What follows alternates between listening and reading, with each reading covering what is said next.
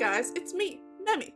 In today's video, we're going to be doing a makeup tutorial based off of the telenovela. This look is particularly inspired by the evil matriarch trope. So, let's get into it. The first step is to cover up one of my natural eyebrows using glue, powder, and concealer. This way, I can draw a new and thinner brow on top. Once my brow is gone, I can start putting primer and foundation on my face to create a blank canvas for the entire look. Now, I can go back up to start working on my eye makeup. I'm going to start with an eyeliner pencil to map out my desired eye shape, then build up and blend different shades of blue eyeshadow on top. Next, I'm going to draw on the fake brow with red and brown pencils to match the wig that I'll be wearing later.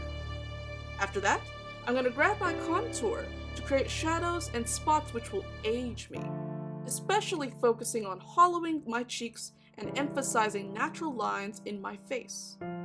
When that's done, I'm going to blend a few red tone eyeshadows together to create the perfect blush color.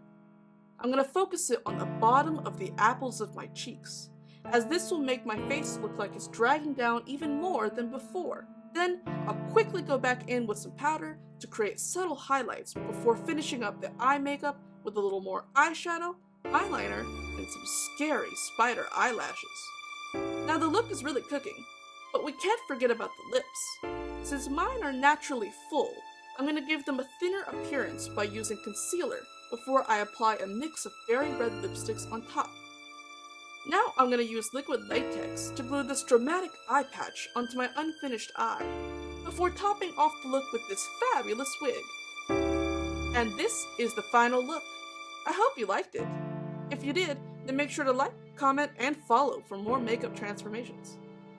But with that, I'll see you in the next one. Bye guys!